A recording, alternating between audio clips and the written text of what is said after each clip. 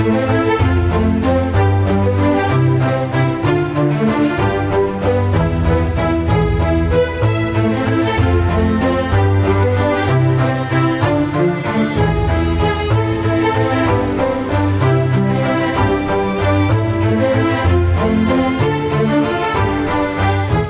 right, welcome everybody to the Bring Your Own Lunch program at Lawrence Heritage State Park. My name is Rich Padova. I'm the summer interpretive tour guide here at the park. And welcome again. Thank you all for coming today. I appreciate it. Before we get started, just a few announcements. Today will be the last presentation for the month of June for the Bring Your Own Lunch program. And then I have the schedule for July, which is on the orange flyer here that are available. It's available in the back of the room and downstairs as well. So 1 week from today, I'll get us started for the month of July. Happy 248th, the birth of the United States. I'll be presenting that. And then you can see the other speakers that we have coming up for July as well.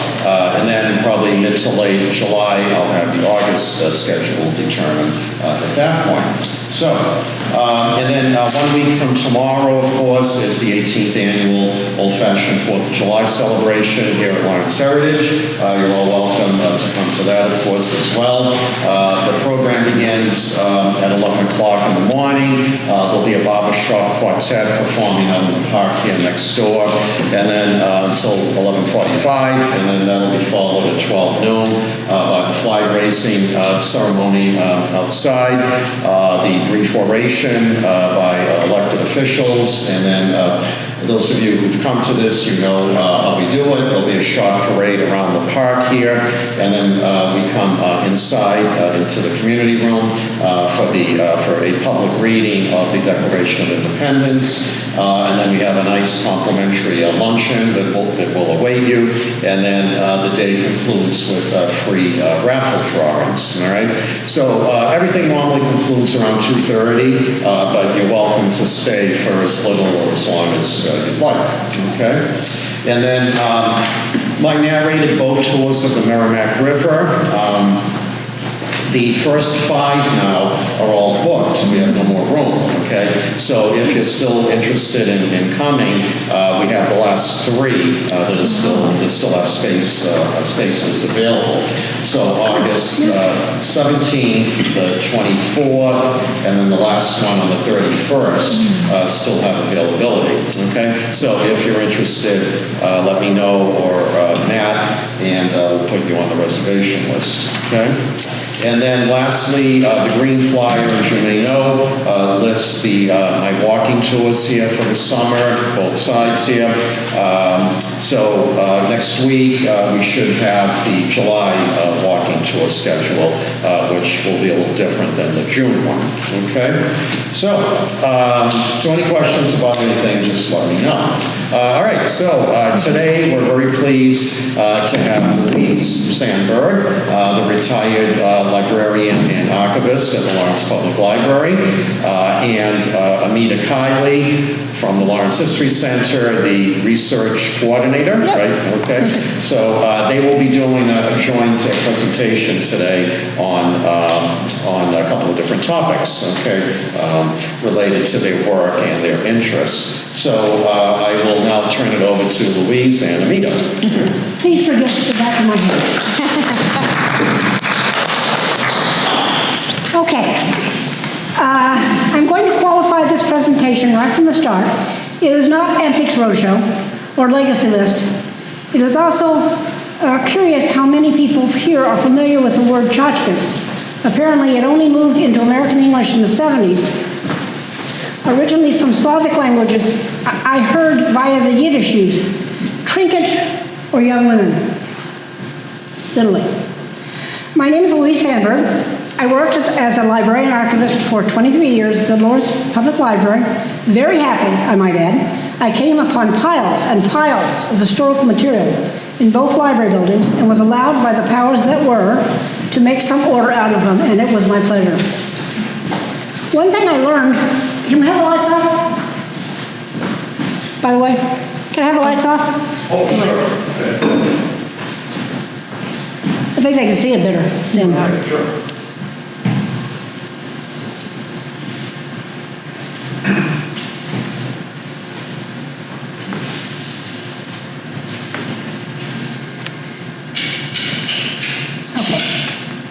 Does that look better? It does look dim, doesn't it? I'm not sure why. Well, you have to put up with it. One thing I learned from my experiences at the LPL was how much we as human beings leave behind when we go to the great beyond, that our heirs, if we have them, do not know what to do with. I was in contact with a gentleman who cleaned out houses for people during my time in Lawrence. Can you see that? Okay. Every now and then, he would bring in material that he felt I could utilize to tell the history of this community. This is material of no monetary value, but might have some historical value. Most of the material would have ended up in garbage bags and in the trash. So my feelings pushed me to contact individuals who were downsizing or just getting older. And encouraging them to make decisions about their property in a timely fashion. Let us not forget the value to historians, museum personnel, and archivists. I firmly believe that most people really do not know that some of the material they have collected just might have value to others. I wish you could see those guys on the left. The idea of looking into my own life and possessions occurred when my father-in-law died, and one of our responsibilities was to clear out their apartment of personal items. I never got a clear idea of where my husband's family hailed from. I don't believe most of the family were interested, but here I found myself with photos, paintings, and a few objects that I, the archivist, was unable to entirely understand the provenance. In going through material, I found my first idea of sharing with other archives. I found early images of my mother-in-law's life in Mount Vernon, Westchester County, New York, and I thought an archives in that area would like digital images of those photos. Well, they did, and from that, I got copies of the family property deeds and later made contact with a cousin in one branch of the Beerbohm family and started to find more about my husband's family. Just as a comment here, Jewish genealogy is rather complicated. It also came home to me when my 86-year-old sister died. Her daughter-in-law is still on occasion trying to identify various items. And I thought maybe I should do that too. So I started labeling stuff. Let us see where this takes us. Now is the time I am taking on separating tchotchkes from things that have value or meaning to me or meaning to someone else. Okay, now I have to go back. Let's see. All right, now we go. Wills, and this is just the details that aren't important to my talk, but this is something that most of us take care of as we get older. This book came out, you can fill it out, you can buy it, fill it out, and put all the information in it, but it doesn't do the stuff that I wanted to do. That looks like a cool book. Keep all papers not related to your family separate. Organize them in whatever way suits you, folders and drawers or boxes, or scan everything and store them digitally. But make sure they are accessible, find a home for them. If you have documents or images and items that are not personal, find a home for them. Items that were important to you from the past, but less so now, consider donation. The list includes yearbooks, items that celebrate places you once lived. I will now bring up several recent donations I made. My father's military academy uniform. 2 collections of material went off to the Tulsa Historical Society. Some wonderful items from Girl Scout life have gone to the Museum of Girl Scouts of Northeastern Oklahoma. I took a trip with my Girl Scout troop to Mexico in 1964 by train and car to the Cabana, Mexico. And no one knew about this kind of stuff. They got my scrapbook, they got everything. There we are, down at the bottom there. And just recently, a pair of eyeglasses I found in the walls of my house have gone to the Parker Tavern in Reading, which is where they're from. Again, I asked my entire family, do you want these? And no one did. After retirement, work-related material should be returned to your employer. And this is I'm bringing up AOH because one of the problems I found is that organizations I was trying to document, I did not have minutes, rosters. This goes back to the 1860s. And when I contacted the AOH, which I was very involved with the library, they didn't have anything. So genealogists couldn't know if anybody belonged to this organization except from extraneous information. It's one thing that I think very often got thrown in the trash. Audio everything, video everything. My personal feeling is that the VHS tapes are going to go in the trash soon. He wants to keep them. That's my husband. So you have to agree on this stuff, you know. It becomes a combined effort here. One of my earlier attempts to document my life was after a college reunion, contacting other students who went to Israel with me in 1968. I combined all those images collected at Center DVD off to Brandeis Archives, and they very remarkable.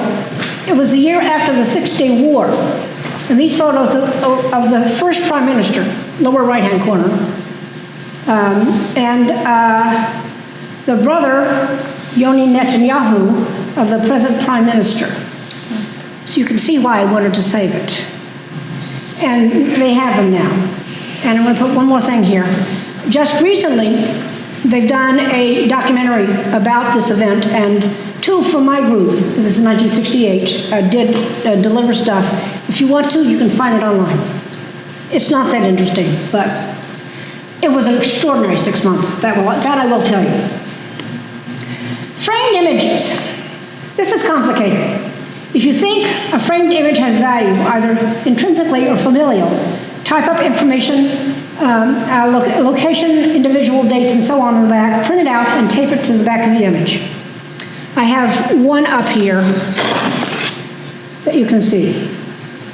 And I'm going to show another one here that I did put them on the back of our parents in two particular pictures that all four of them looked happy. You understand? I'm sure you understand what I'm talking about. And I had to put this in.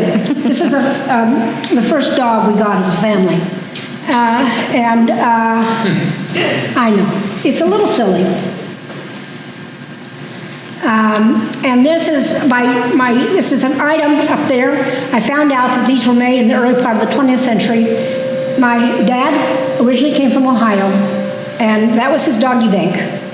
And my grandma Brady's china, which is right up here. It was Haviland china, and she made such a big deal about Haviland china that I had to box it. This comes from my being on a dig in Israel that I will tell you was not entirely legal. You won't tell, do you? No. Okay. Tom will cut that part out of the tape. No, and I labeled all this stuff. Whether anybody wants to keep it or not, it doesn't have any value. I can't send it off anywhere. Family photographs. Okay, I just show you little odds and ends of this stuff. All of you have this kind of thing. The one up on the right is my dad and his older sister. The one in the middle are Michael's family from Ukraine. The picture over on the left is my sister with chickies. My husband's father and mother at their wedding. I don't know if you can recognize it anymore. That's my husband and I with our first child. The bottom is my entire maternal family during World War II.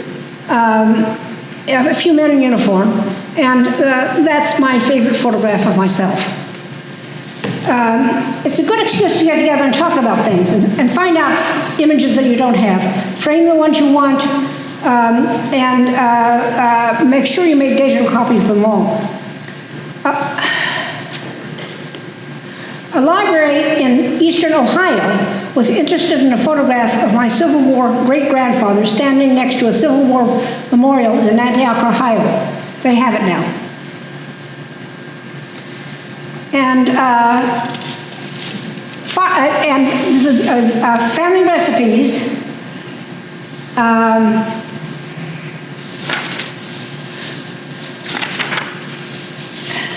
Okay, well, how I got lost here? Okay, this is where I am. Family recipes. I ended up sending these. I keep it. A digital copy of it, and it'll be there if they want it. I bring up the noodle pudding in a little bit. If you do in genealogy, leave a list of text file of what you know, or use an app to create a family tree. If you are in classes that help an individual to write their obituary, you can do it. I had to write my sister's recently. I made a quilt out of all the T-shirts both my children collected over their lives. This went off to the Library of Congress. My sister gave it to me.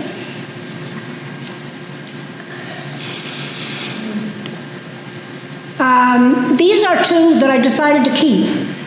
This is my husband's grandmother on the maternal side, and the name Mally was given to my mother-in-law, his mother. And she always had so much trouble because everybody wanted to put an O rather than an A there. But she was from Hungary, and that's all I can tell you.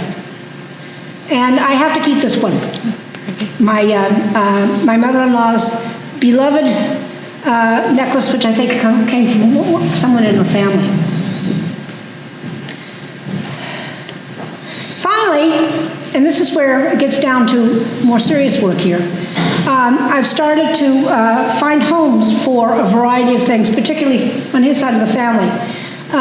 Marvin, my father-in-law, wrote a play that never got to Broadway, but was on pre-Broadway in a number of locations.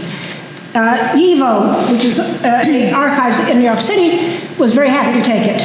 They're also taking the two on the bottom. And I have to sort of caveat this one too, because my husband's aunt, Sarah Sandberg, wrote these two books, and they were published in the 50s and 60s, I think. They did very well at the time. They are memoirs, basically, of growing up in what was then called Jewish Harlem. Obviously, you can get the picture here that Mama, that it was Fanny Sandberg, she didn't actually make the minks, her husband did. And he does have a memory of his grandfather a little bit because the mink store was still available when he was a child. She did all the talking to the customers, and that's in the storyline. And my sister Goldie is about the beauty of the family, who I didn't put a picture in, but if I redo this again, I got a picture of Goldie. She was never called Goldie. That's a Yiddish name. She was always called Jill. And she married the man who, I can't remember the name of the company right now. Anyway, it was the company that also made clothes. And, but no one in his family is interested in keeping any of this stuff at all. I find it, and my children are not interested. I do have one family member out in Nebraska, and we keep contact when I find things or she finds things, or we can identify things. And so this is sending it off to YIVO. And the picture that's next, I had to put this in because of the final picture is going to be. This is his grandparents. And I knew Bertie. She's the one with the noodle pudding and a recipe for matzo balls that have all gone to YIVO at this point. And he's the guy in this picture. And the final thing the picture is, I put it up here because I sent this off to YIVO. This is a portrait of Bertie when she was a baby. It was so big that no one had room for it, honestly. And that's the end of it, okay? I hope you enjoyed it.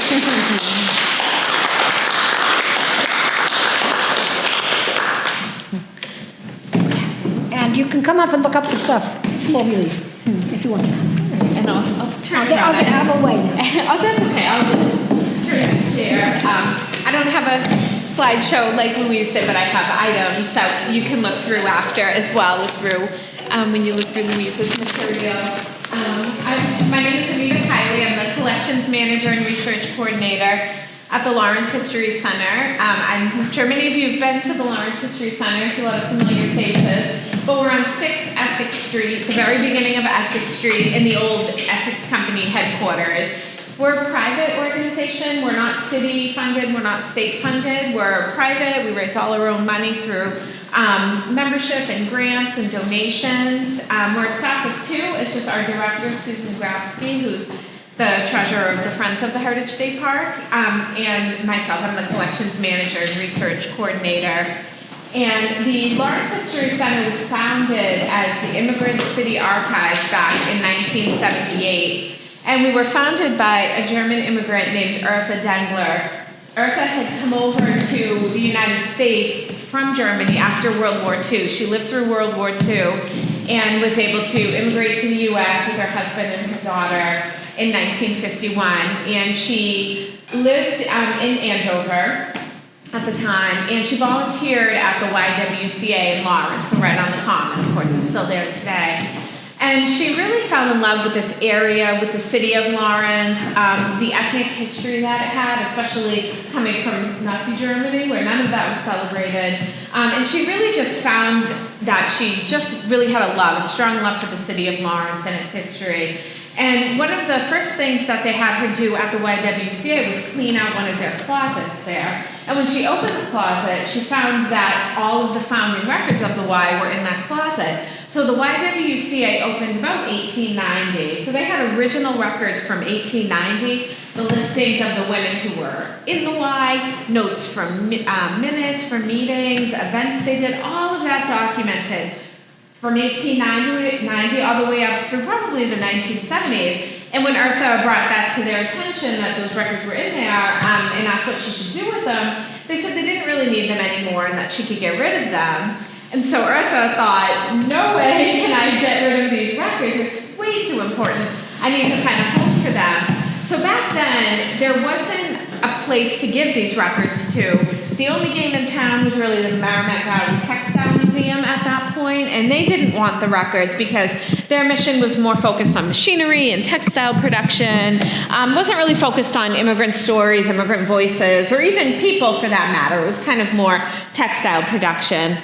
So that got Eartha thinking, what else is at risk of being lost? And you have to remember, too, in 1978, 77, 78, Lawrence was really in a decline. The mills had left Lawrence, industry was leaving, people were leaving, urban renewal had happened, which destroyed neighborhoods and commercial districts. So a lot of the longtime residents of Lawrence were leaving, and it was really at a time where anyone who still was in Lawrence was not thinking about preserving the past. They were really thinking about, let's go forward. Let's put the past behind us and go forward.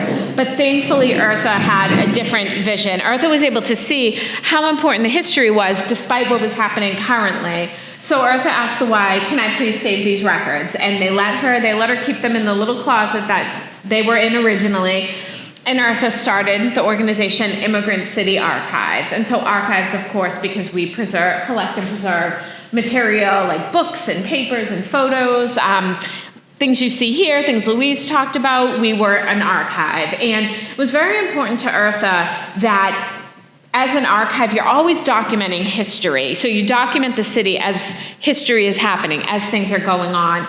You don't say, oh, well, it's too new, we don't want it. You always have to have that in mind, that eventually it will be history. So the first collection, of course, were the records of the YWCA. And Eartha, she and other like-minded, Eartha was very determined. Does anyone here know, or did anyone here know Eartha? Or you did? And Rich, did you know Eartha? Anyone? I didn't work directly with her. She'd retired by the time I started, but I'd met her several times. And just knowing, people who did know her could tell you how determined she was, how just hardworking and passionate, and you couldn't say no to her, and you didn't want to say no to her. You wanted to help her because you knew how important the mission was. So Eartha and other like-minded volunteers would go out to places, like Louise mentioned, going to, say, an older family member, or Eartha would go to a neighborhood group or a church group, or anyone she would meet. She would tell about the mission of the Immigrant City Archives and that she was starting this organization to preserve the history of Lawrence. And people would give her the items for the archives. But Eartha said the one thing that was really difficult, you might think maybe raising money or finding a spot or all the hard work, but it wasn't that. She said the hardest thing at the beginning was to convince people that their story was important and that their history was worth being saved. Because she said a lot of times people would say, oh, this whole thing, why do you want that? Or who's going to look at that? But luckily, Eartha was convinced them, and they eventually donated items. So again, 1978, Eartha founded our organization, and we were just at the Y in the little closet. But all this time, Eartha is collecting. So she is collecting photographs, books, textiles, objects, anything that will help tell the history of Lawrence. Then eventually, of course, she outgrew the space at the Y, because it was just a closet, basically. And she was able to find space at the South Lawrence branch of the Lawrence Public Library. She had one room there. I think it was around the early 1980s she moved in there. And again, still had the core volunteers with her, was still collecting. She was also interviewing people, conducting oral histories. And back then, of course, the only technology that she had available was a tape cassette and a tape recorder. So if we were interviewing each other, we would just be talking and the tape player would be recording it. And that was something that she started at the beginning of our founding and continued all the way through, and that we still do today. And so eventually the building that we're in now, the whole headquarters of the Essex Company, came on the market for sale. And again, that's at 6 Essex Street, right at the beginning of Essex Street. And the Essex Company, as you all know, were the ones who created Lawrence from land that was Methuen and Andover. They started buying up the land on both sides of the river because they wanted to build a dam, build canals, and use water power to power textile mills that weren't even built yet. And so when the Essex Company, they were chartered in 1845 to build the dam, and Lawrence became a town in 1847 and then a city in 1853. And it grew so quickly that the Essex Company eventually needed a larger headquarters, not just an office building like they had or a room like they had. So they built in 1883 the headquarters on Essex Street. And they were housed there for about almost 100 years, give or take. And then they didn't need that headquarters anymore because the hydropower plant was being built at the dam. And so that whole headquarters came on the market for sale.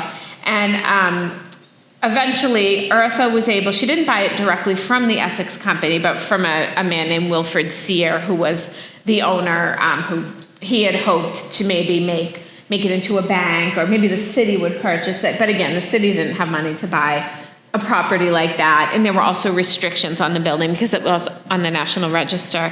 So Eartha was able to purchase the building in 1992, and we moved in then. And I always say the building, but it's the whole headquarters. So the Essex Company headquarters consists of their main office building, which has a cashier's office, a vault. It has rooms upstairs where the engineers worked and other vaults. We have, more toward the back of the main building are where the everyday workers would work, the men who repaired the water power instruments. They all worked in the main building that we're in. But also in that complex, we have a carpenter shop with still has original tools in it and original equipment used by the Essex Company. We have a blacksmith shop that works. We have a blacksmith that comes every year who does demonstrations. There's a warehouse that we use for archival storage. There's a stable. So the whole entire complex is now owned by the Lawrence History Center and maintained by us. So a large portion of our fundraising also goes toward the preservation of that whole complex. So over the years, we've replaced roofs, we've repointed the brick. Most recently, we just finished an HVAC installation, which was, since we moved in 1992, that has been on the list. So Susan, our director, was able to raise enough money, so now the whole property, with the exception of the carpenter shop, is climate controlled, and that will allow for better preservation of the collections, better preservation of the buildings themselves, and it now has quadrupled our climate controlled storage space, which is so important because we're always getting items donated. So the mission of the History Center is to collect, preserve, share, and animate the history and heritage of Lawrence and its people, and we do that through making archives available for research, through programming. We have a summer writing program that we offer to Lawrence middle schoolers for free. It starts the Monday after the 4th and goes through July, and it's part of the, in partnership kind of with the Andover Bread Loaf program. And so this is our 10th year that we're doing this. And the students have their classroom in our stable in the courtyard, and we close the courtyard gates, so they have the whole run of the complex. So they really get kind of ingrained in Lawrence history, and they really become a part of the Lawrence History Center. And we find, too, that the students will learn what they learn at the writing program. And it's not all history all the time, it's art. They do walking tours. They walk to the Pemberton Mill. They go to the Addison Gallery. They do kind of a scavenger hunt with pictures then and now. So we have old pictures of buildings on Essex Street, and they'll try to find what building that is now. And they not only learn about it for themselves, but they spread it to their families when they go home, or they tell siblings, because we'll have younger siblings join the writing program. Some of the kids that did the writing program our first year, they're now 10 years older, so they're now writing leaders. So it's a really nice way to involve the community in the history of Lawrence and make it available to them.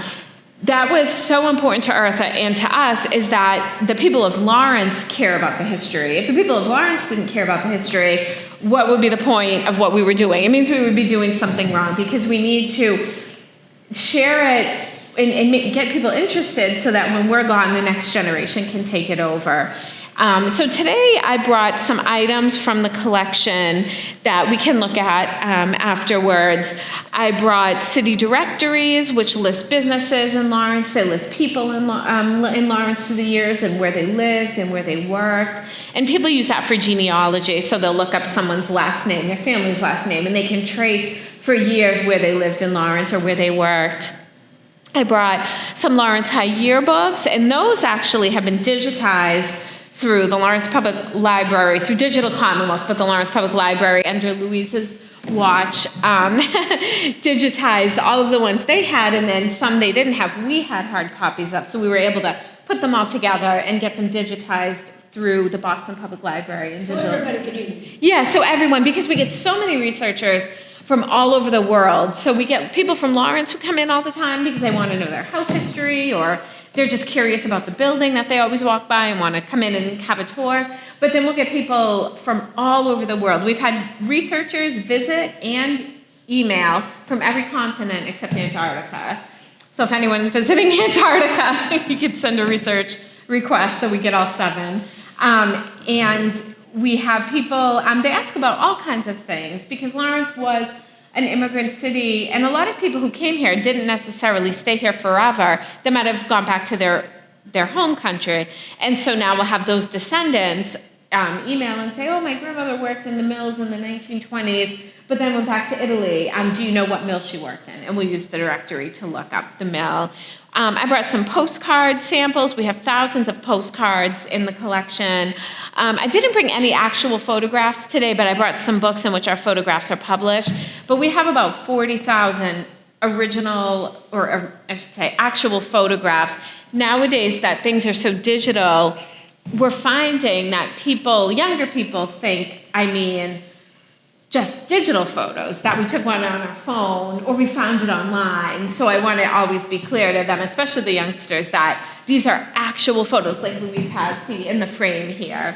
And then we have a large health collection at the History Center. Part of that includes material from Lawrence General Hospital. So I have a cape that was worn by one of the nurses at the Lawrence General Hospital School of Nursing.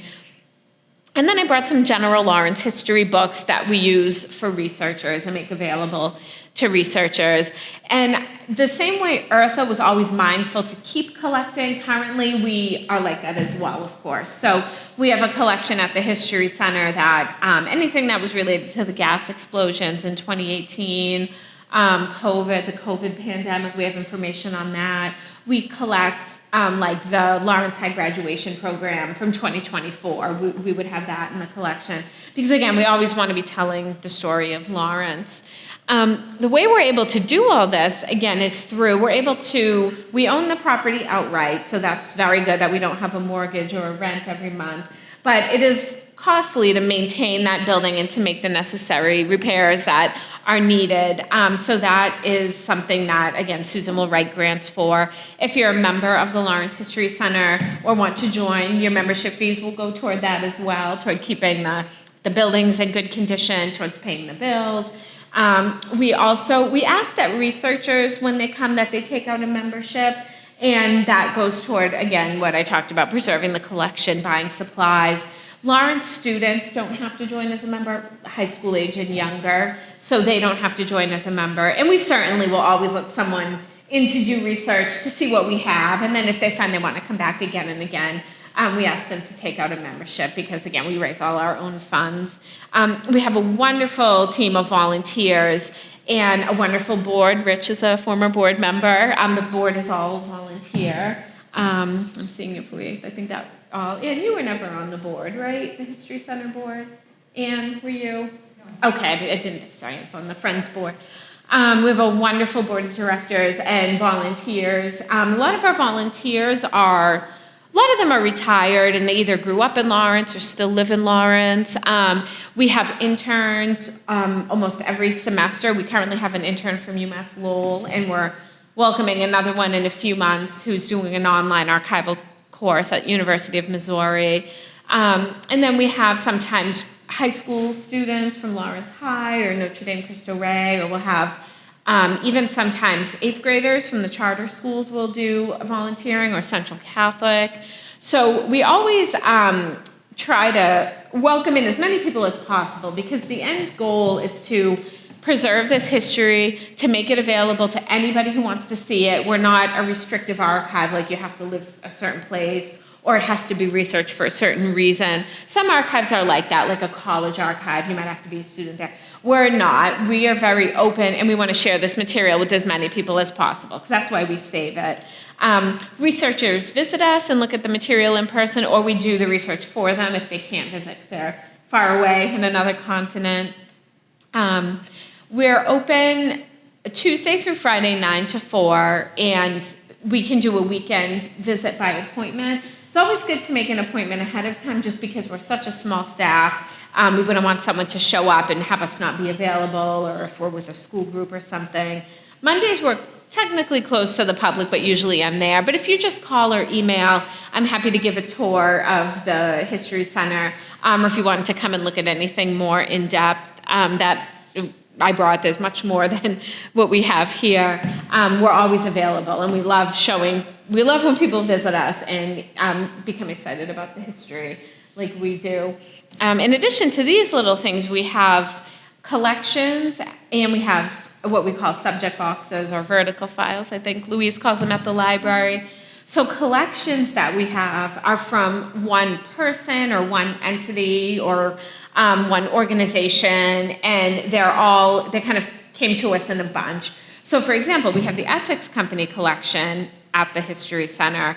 Before we moved into the building and purchased it and moved in, the Essex Company was thinking about what to do with their original records. So they have the records of the founding of Lawrence.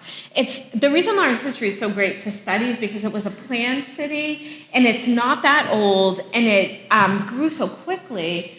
And the fact that the Essex Company was in their location for so long and thankfully didn't throw away their records or give them away. The history is really so complete compared to other, maybe older towns that were founded over decades and decades, and it wasn't as dynamic as Lawrence. Lawrence history is very interesting to study for that reason. So the Essex Company, before we even moved into the History Center, gave those records to Eartha. So even though we didn't have them with us at the library, they belonged to us. So then when we moved into 6 Essex Street, we were then reunited with them. But the Essex Company records consist of the original members of the Essex Company who pledged the money to fund the Essex Company. And so the reason we're named Lawrence is after Abbott Lawrence, who was the largest investor in the Essex Company and a member of the Lawrence family. Many members of the Lawrence family were large investors, but Abbott gave the most. Briefly, before we were called Lawrence, for a few-month period, we were called Merrimack, or New City on the Merrimack.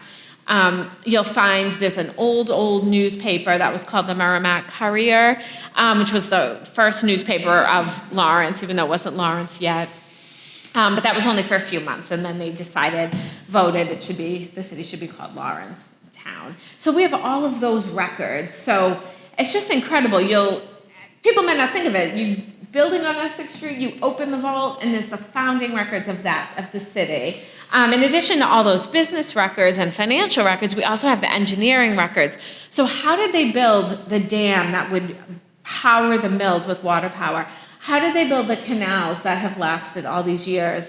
How did they know where to put what streets and how to design the city? Because when they bought the land, it was just farmland and woods. It's not like they bought this ready-made city with all these streets. They had a blank slate and they could design it. So in our engineering collection, we have blueprints and plans, and we have hundreds of little engineering books that are filled with the surveyor's notes because the Essex Company hired men to survey the land that they purchased. So up in Tower Hill, that was gravelly and sandy, and they had to clear away some of the hills because you couldn't build on them.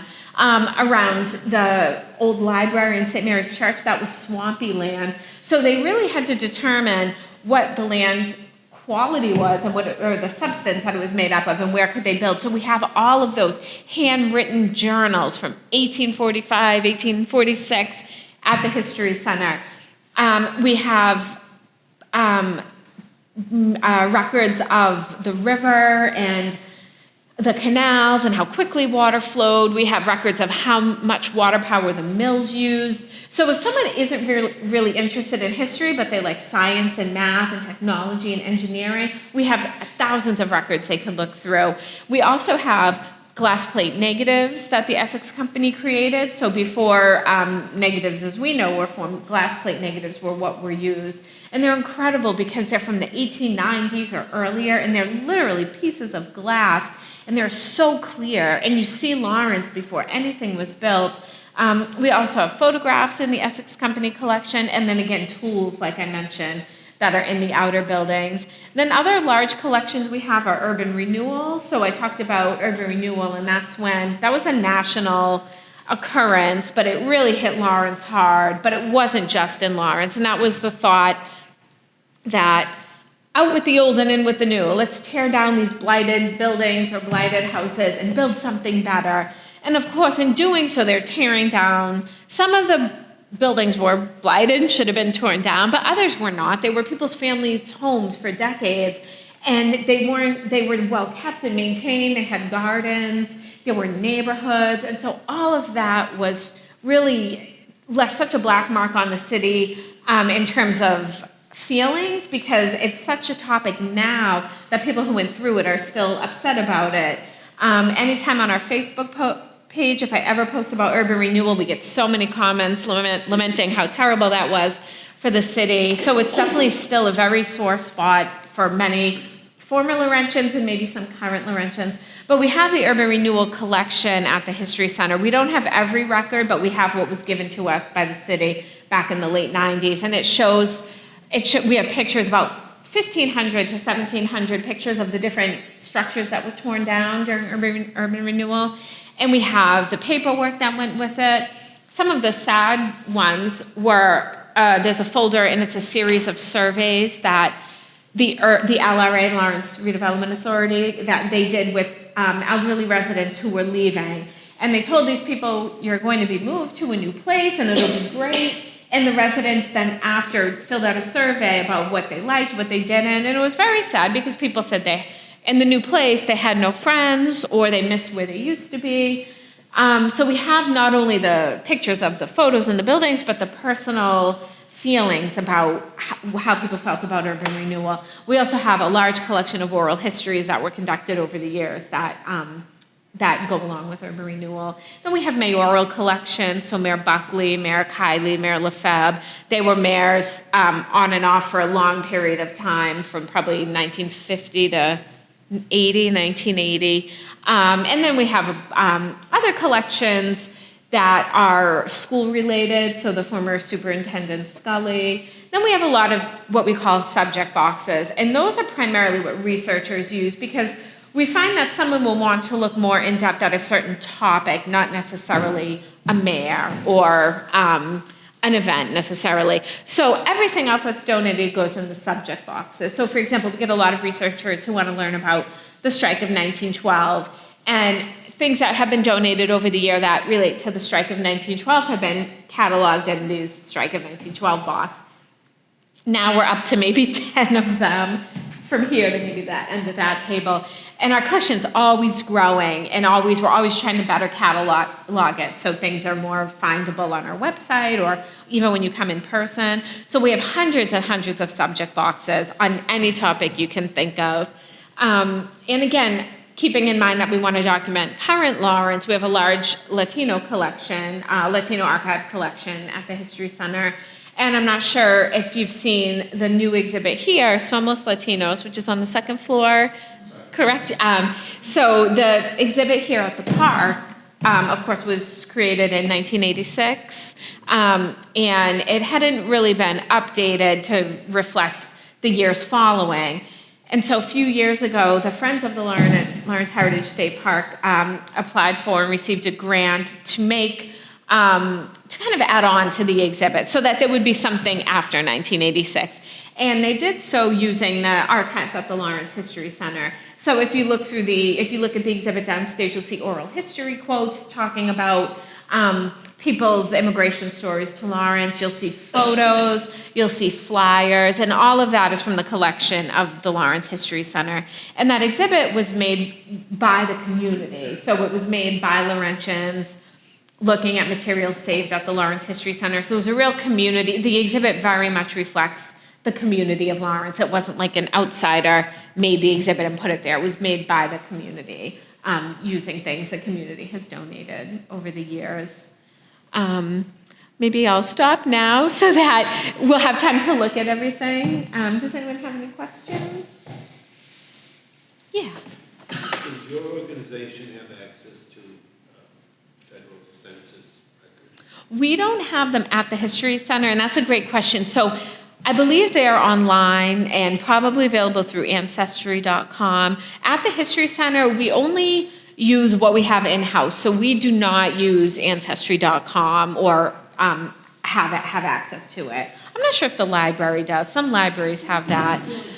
So we since we're a small staff, we can't do off-site research. So if someone, or even research with things we don't have. So if someone asked us to go through the census records to look up their relatives, we just wouldn't have the staff capacity to do that. But I believe if they're not on Ancestry, I think they might even be free online somewhere. Yes, I think you can. And then Up through 1950. Yes, yep. Only the 70 years after. I'm finally yielding now. Yeah, so we don't have them. Another thing we don't have at the History Center are vital records, but those are at City Hall in the city clerk's office, so birth, death, and marriage records. We also don't have, for the most part, full newspapers, and we don't have microfilm, but the library has that. So when Louise... We're working on digitizing. Yeah, when Louise... before she retired, we were always working together because researchers would come to Lawrence and find XYZ at the History Center, but then they want a newspaper article from May 7th, 1960, and we have clippings of articles, but not by date like that. So I'd say to call Louise or go over there, and Louise could find it right away on the microfilm. Digital Commonwealth is working on doing a loan. Yes, and now... Which means they'll all be digitized, and they're wonderful. This state, sorry, just to say this. Oh, it's okay. This state, starting Digital Commonwealth, not all of your states doing it. Yes, only 2. Massachusetts... Oh my God, it's so wonderful. It is. I can't begin to tell you. Yeah, and that's, again, Digital Commonwealth is the program run through the Boston Public Library, and they work on digitizing records. States. What's that? Digitizing the state. Yeah, and I went for a tour last week, 2 weeks ago, and because the History Center is a member of Digital Commonwealth, and Massachusetts is only one of 2 states in the whole country, I believe, that put aside state money, probably state money, to digitize this material. So for us, they do a certain number of pages, maybe a year, because they do it for everyone all over, big organizations, small organizations. So we sent about 1,800 photographs for them to scan, all of our Mills photographs. They scanned some diaries for us. And the great thing about that is people who don't know about the Lawrence History Center, but if they Google something Lawrence related, they'll find our photos. So we had photos of the strike of 1912 on Digital Commonwealth, and they were found by ABC News, and they did a documentary on minimum wage several years ago, and it was narrated by George Stephanopoulos, and they used pictures from Lawrence, from the Lawrence History Center. So it's great to make, again, trying to make things as available as possible and as far wide-reaching as possible. Some organizations didn't jump on board with Digital Commonwealth because one way we also raise money is if someone wants to buy a photo, we'll sell them a scan of the photo. So if you make everything available online, you're potentially losing out on that revenue, but the publicity and the goodwill where you can just send someone a link and they can look at thousands of pictures far outweighs any money we would get from that. So just the fact that things are much more available, I think is also why we get researchers from far and wide, from all over. I remember, and we got a new microphone reader at the library before I left. I had someone from England wanting to do her thesis on the Pulitzer Prize, the Eagle Tribune did. Yes. And I was able to scan the month onto a disk and send it out to England. Yeah. But again, this is something that everybody would be able to do. And for me, the money was never the issue. Right. I like it out there. Yes, yeah, and for us it really wasn't. It was maybe a blip. Even at the recent behind the scenes, I got to go see where they photograph at the Boston Public Library. They did a behind the scenes tour for members. Yeah, and their scanner is I think bigger than the table, and they can scan. That's a great thing too. At the History Center, our scanner is a regular size, but at the BPL, they have huge scanners and can scan large documents that we would never be able to. Is there anything I left off, Rich, do you think? You want to briefly talk about, if people want to donate Yeah. items if you don't purchase them? Yes, that's a great, I knew there would be something that I forgot. Yeah, so we don't purchase items for the most part. We just don't have the budget at all to do that. But luckily, people are so generous, and like everything you're looking at here has been donated, and people donate things to us over the years. It's always good to call ahead and ask. We were talking earlier about some things we don't take anymore just because either we have too many of, or because we're not a museum, we tend to not really take large objects. So sewing machines, for example, we have 5 of them at the History Center, and we have one that we know it's provenance and it's in wonderful condition. Then we have others that we just don't know where they came from, or they're not in good condition. And we don't have the room for 5 sewing machines. We're not a sewing machine museum, and one is enough. Do you? Yeah. So yeah, there's some things that we have so many of, but there's some things we would always take, like photographs of Lawrence. Although there is one little caveat there. So in the past, someone would say, this is my family, the Smith family. We lived in Lawrence for years, and here's like 300 photos. I don't know who was in them. I don't know where they were taken. So it's really 300 pictures of unidentified people, and the only Lawrence connection, tentatively, is it's the Smith family, or was found in a house.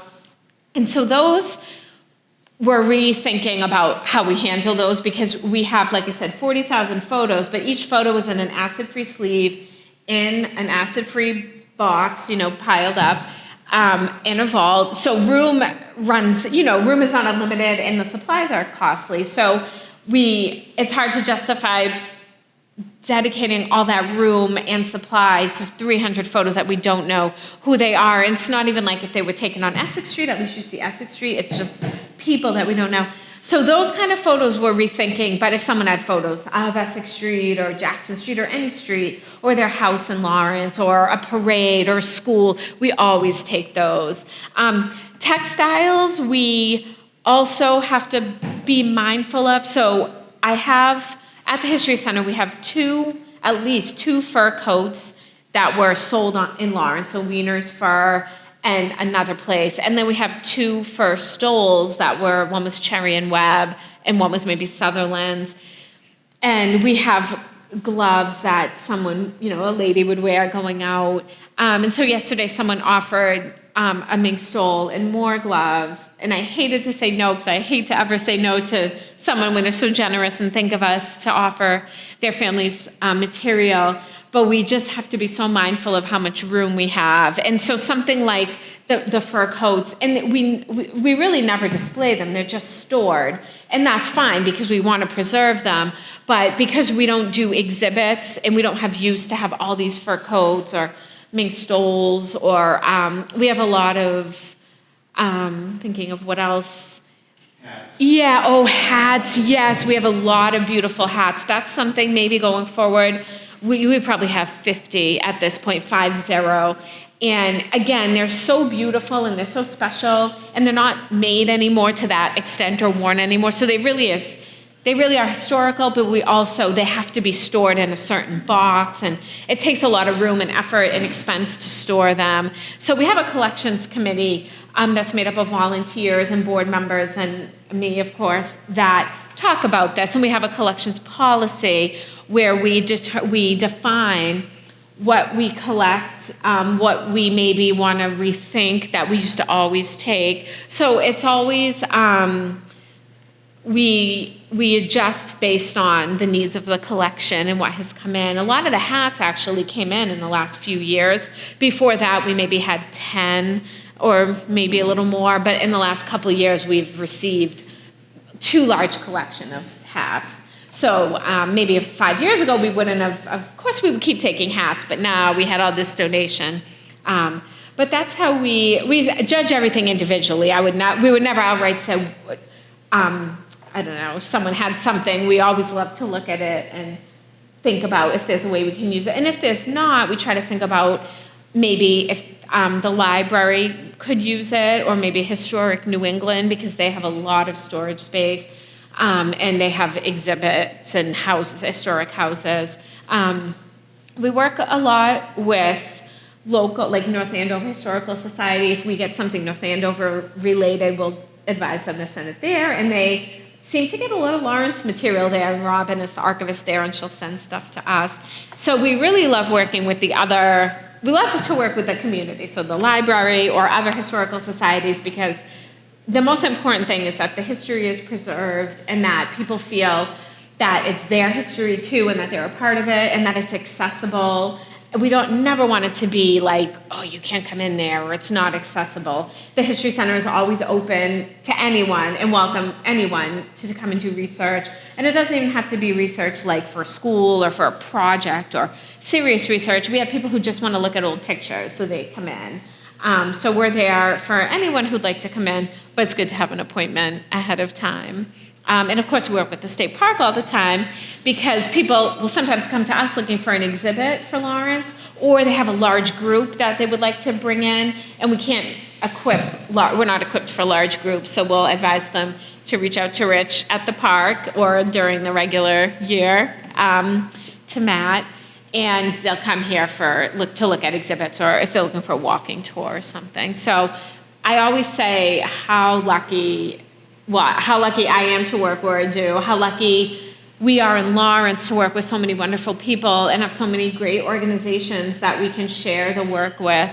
And I think that's probably all. I'll stop so we can look through everything. But thank you for having me, Rich. Nice to be here. Yeah.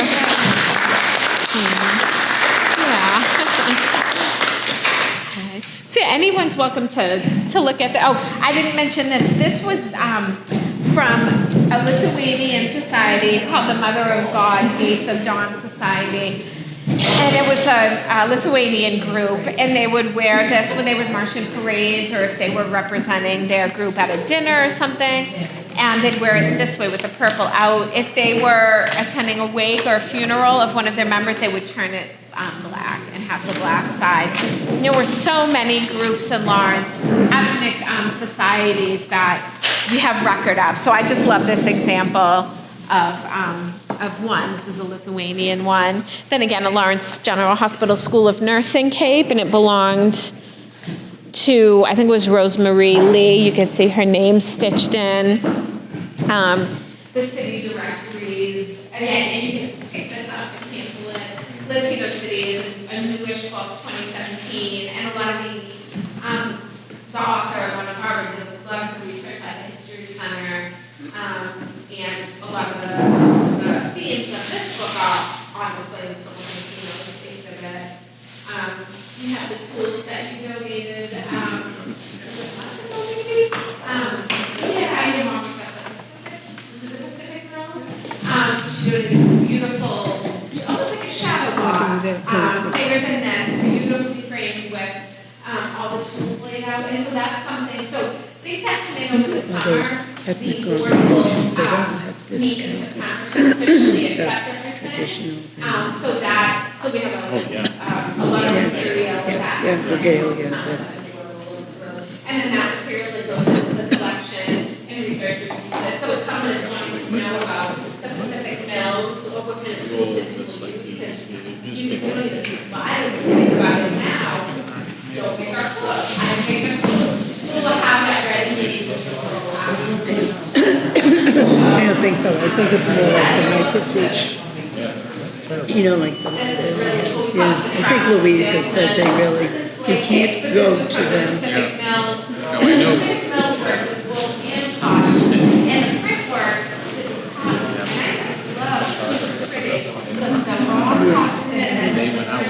Yeah, and so we have about, these are interesting, so we have not only. And you would think that The common, some have.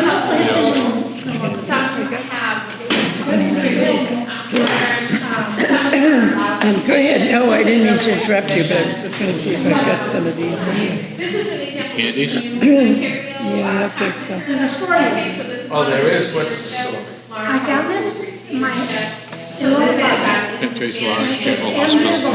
I know, huh? I can remember Aunt Catherine always said she loved those, nurses and those traditions. Remember the marching in parades? Oh, yes, yeah. Anybody would like a pair of And there shoes? would be like army nurses. Anybody like a pair of shoes? I don't want to. Mine. They were yours? Yeah. My family doesn't want them. Oh my goodness. They don't want anything.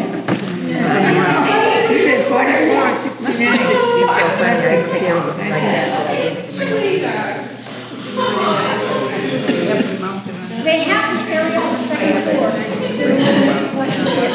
That is the postal stuff. The other material is up in the attic, and the third floor is in the steps. So you have to ask for it. The material's still there. So you had the On the second floor. I know we have books from the German school, from one of our